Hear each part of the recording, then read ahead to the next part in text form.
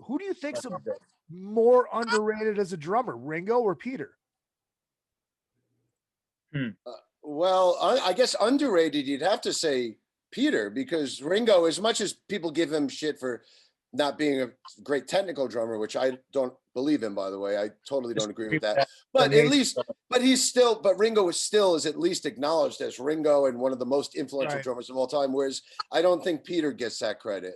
I mean, I know I always cite him, Charlie will cite him, Roy, you know, Brian Tishy. There's a lot of us that love Peter and grew up on him and give him that credit. But I think generally he's very, very underrated. I have to agree with you on.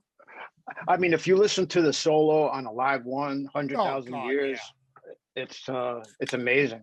He's got a bass shifter in his solo. It's amazing.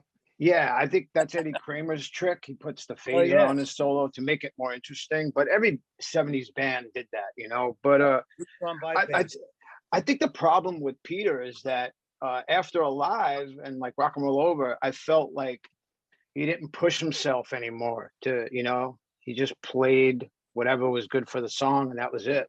But he definitely had the best snare drum tones on certain songs though. Do you think that was just a shift to where the music was going though?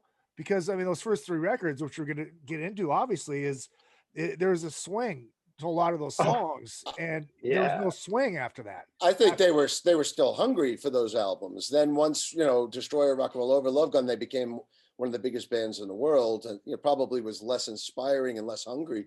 But another thing about Peter you can't forget about is his vocals. I mean, we're going to get into these albums, but the first album especially, I mean, he's singing a lot of lead vocals. And Eddie mentioned earlier, you know, I spent a weekend with him this summer, and we just nerded out on this stuff.